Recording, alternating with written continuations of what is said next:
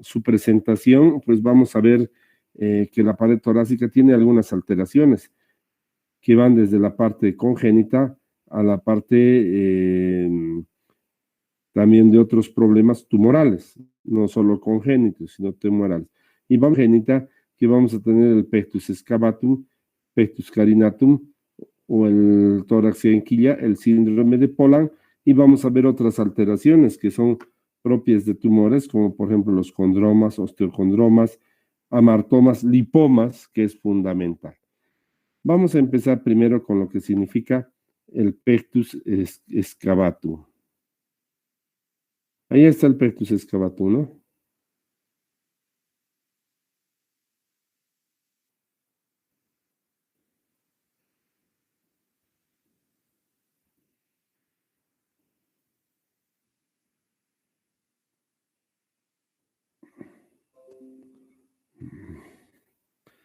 Bueno, ahí tenemos el pectus excavatum. Es fundamental esto, ¿no? Miren la foto, con la foto se ve y se da la descripción prácticamente de lo que significa esta patología, el pectus excavatum, ¿no? Eso es importante, ¿no? Vamos a tener una malformación congénita. ¿Qué vamos a ver en las malformaciones congénitas? ¿Qué es lo que vamos a ver nosotros? ¿Qué es lo que tenemos que ver? Cierto tipo de características. ¿Dónde se localiza? ¿Tienes relación congénita? ¿No tienes relación congénita? ¿Qué tratamiento tiene? ¿Y qué otras malformaciones puede asociarse? Así es claramente la parte de la presentación. Y veamos el pectus excavatum. Es una malformación congénita con una depresión en la parte generalmente inferior del esternón, generalmente porque también en la parte superior. Y ahí está, ustedes pueden ver lo que significa esta malformación. Bueno.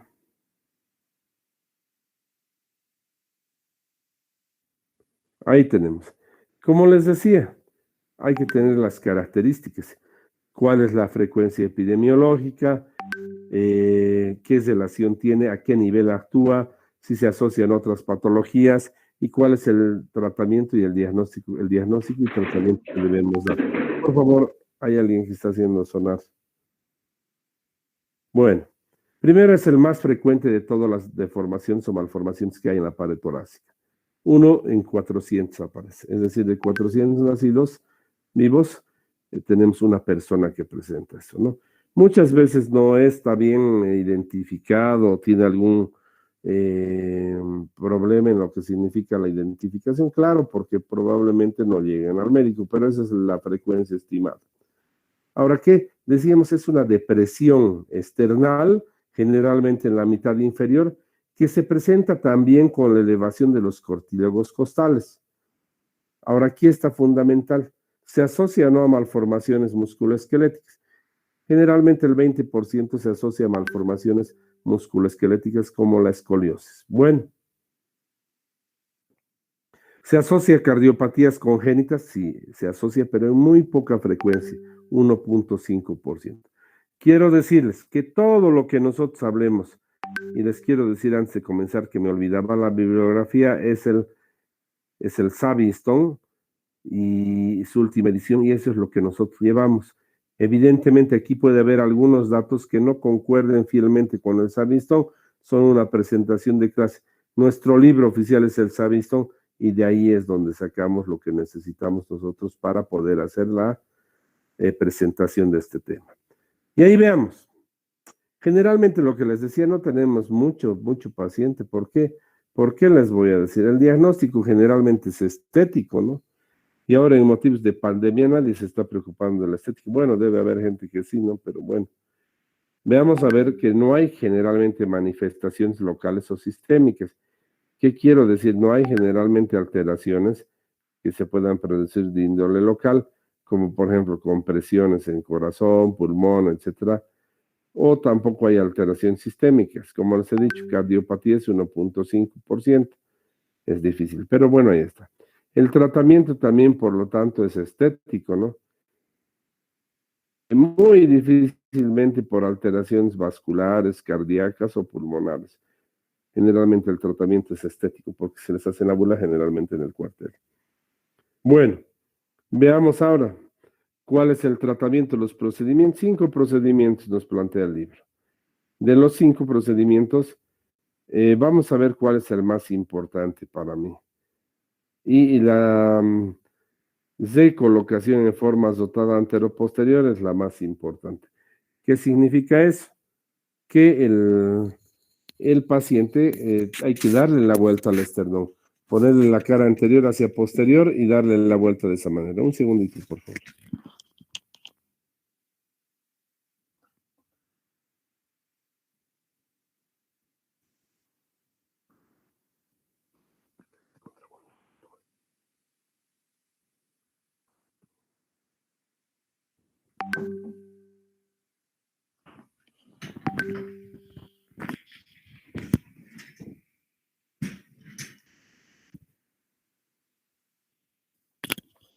Bueno, continuemos. La recolocación en formas dotada anteroposterior es el tratamiento más frecuente, el que más se ha visto, ¿no? Ahora, ¿cómo es estética y no afecta también la colocación de silástica, es decir, silicona en el tejido subcutáneo? En lo que significa, ya viendo esto, se va a colocar bajo la piel y obviamente ya no se va a tomar la deformación, porque generalmente es estético y no se asocia a alguna otra enfermedad que sea fundamental o a una compresión que vaya en la parte cardiopulmonar. Bueno, es de colocación hacia adelante por osteotomía external, es una de las características, el refuerzo external posterior, y finalmente apoyo external posterior interno. Reitero que la recolocación en formas dotada antero-posterior es fundamental. Veamos ahora algunas placas del pectoral excavatum simétrico y como también el asimétrico que hay con lo que significa escoliosis. En la diapositiva que ven a la derecha de su pantalla está el simétrico, donde no se ve prácticamente alteración alguna, mientras que en el izquierdo sí se ve una alteración, una escoliosis muy marcada, ¿no? Entonces, lo que se puede ver. Miren, esta es la radiografía de perfil más interesante. Si ustedes pueden ver, miren cómo se ve el esternón deprimido y obviamente aquí mucho más marcado el esternón deprimido. En este espacio es donde se puede poner pues el elástico o la silicona. Eso es importante. Bueno, entonces ahí tenemos lo que significa el tórax excavatum, el pectum excavatum. Eso vamos a ver. Está su tratamiento y hemos visto la frecuencia de presentación, hemos visto la epidemiología, hemos visto el tratamiento, el diagnóstico, etc. Veamos ahora el siguiente, tórax en quilla se llama. También llamado pectus carinatum, pero vamos a ver que el pectus carinatum es una variante en sí del tórax en quilla, que sería ser algo así como la parte opuesta de lo que significa el tórax excavatum. ¿Qué es esto? Es la saliencia, ¿no? Es la deformidad de la parte anterior del tórax debido a un crecimiento de los cartílagos costales y la proyección del esternón hacia adelante. La proyección del esternón hacia adelante.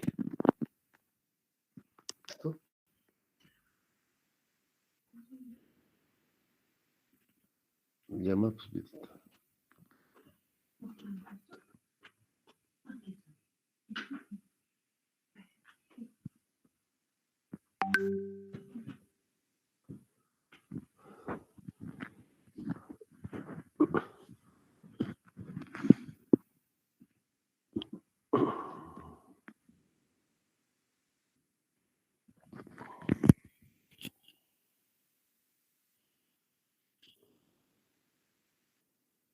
ahora sí.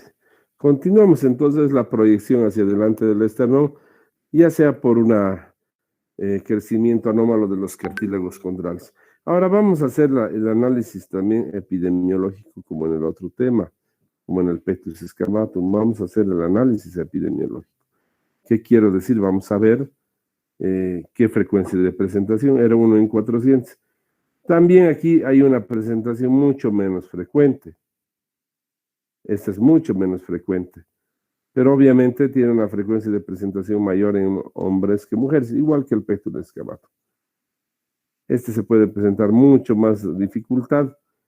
Y vamos a ver qué es lo que presenta.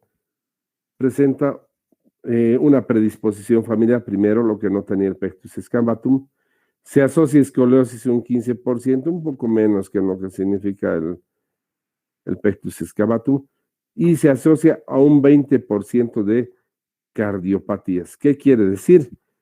Que hay una gran asociación del tórax en quilla, o en lo que significa el pectus carinatum, con lo que significa malformaciones de tipo congénito. Entonces ahí está cardiopatías en un 20%, predisposición familiar, etcétera.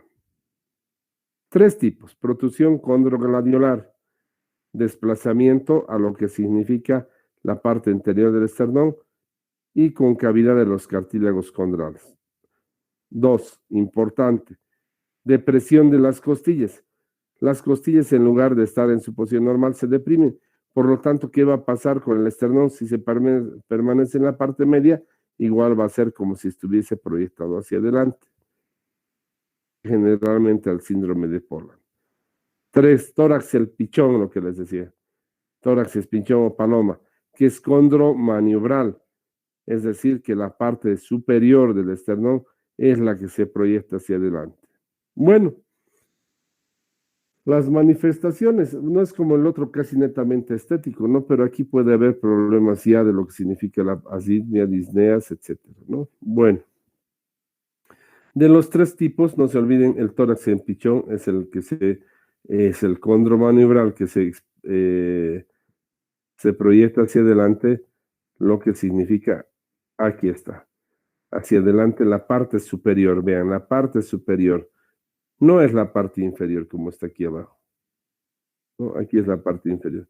Esta es la parte superior y ese es el llamado tórax en pichón. Bueno, ahí está la protrusión, ¿no? Entonces vamos a ver, ahí está en la parte inferior, la radiografía para identificar con la proyección anterior del esternón.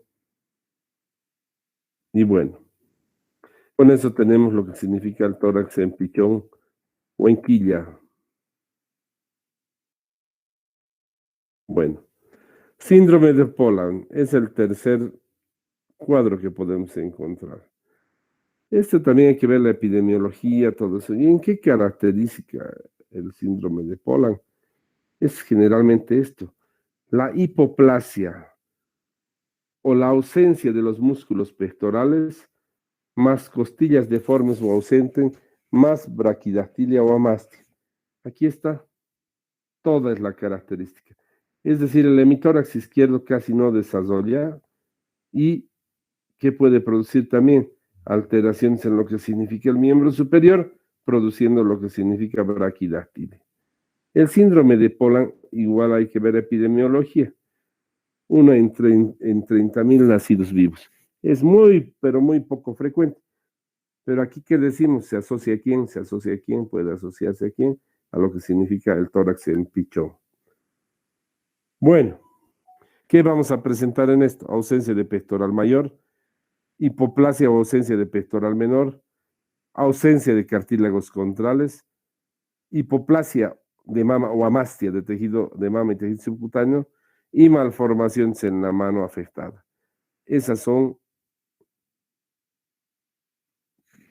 las características del síndrome de Poland. Bueno, y miren, vamos a ver esto, cómo se hace el diagnóstico. Con una radiografía, aquí está. Claramente, miren la deficiencia que hay.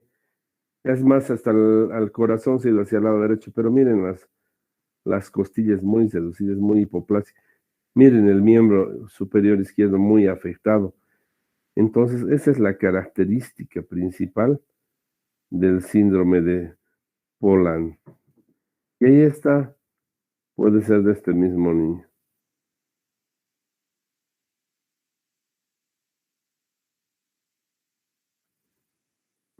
Ese es ahí, perdón. Ese es el síndrome de Poland.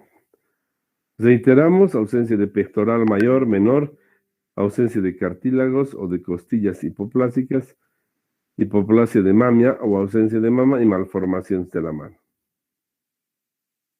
Bueno,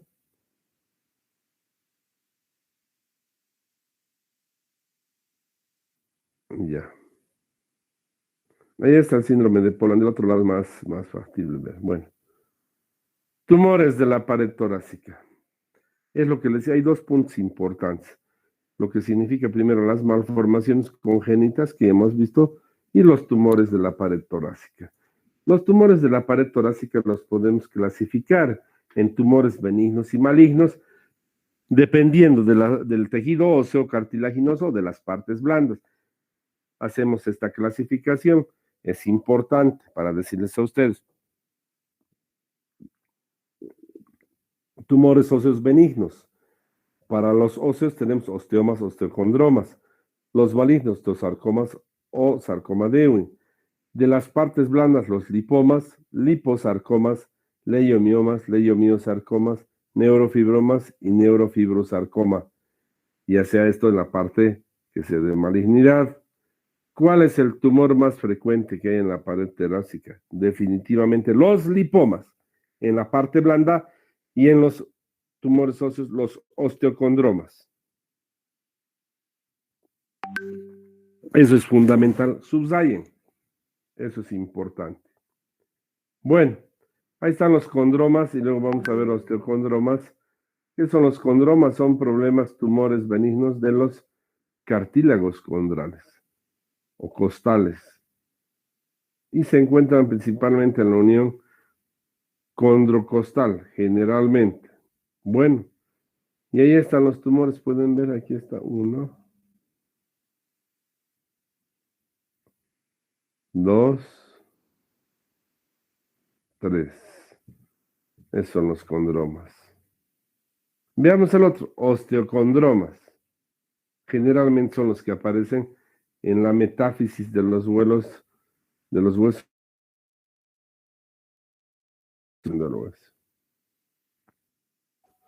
Entonces ahí es importante esto. Bueno, osteocondroma es uno de los tumores más benignos, más frecuentes y aparece en la metáfisis de los niños, ¿no? Cuando va disminuyendo, la mayor parte de estos se diagnostica entre los 7 y 15 años y obviamente luego ya van disminuyendo. El crecimiento lento y son de crecimiento lento y están cubiertos por cartílago. Esos son los osteocondromas. Bueno, veamos y vamos a ver, aquí está. Una lesión, otra lesión, otra lesión. Que se asientan principalmente en la unión del cartílago con lo que significa el hueso y en este caso la vértebra. Bueno,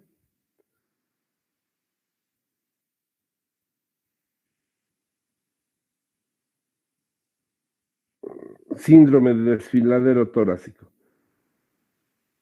Esto para terminar tórax y terminar esta primera clase. Síndrome de desfiladero torácico es un síndrome que comprime lo que significa el orificio superior del tórax y va a comprimir ¿qué? Los vasos subclavios y los nervios del plexo braquial, debido a que a la primera costilla y su apófisis, a la primera costilla y su crecimiento anómalo y a lo que significa la apófisis transversa de la C7, que a veces le llaman apófisis costiforme o costilla cervical, y una artrosis que sucede que va a hacer que el espacio del orificio superior disminuye, donde vamos a comprimir ¿qué? Vamos a comprimir primero el espacio entre los escalenos. Segundo, vamos a comprimir el espacio costoclavicular y tercero, vamos a comprimir lo que significa la área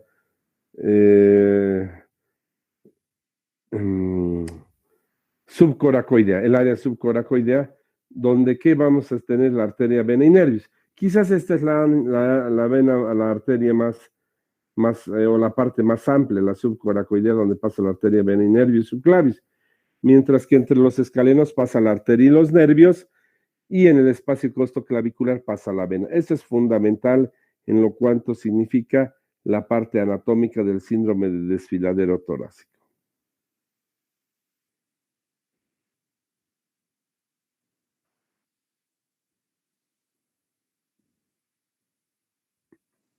Bueno, Con eso vamos a terminar lo que son las enfermedades de la pleura.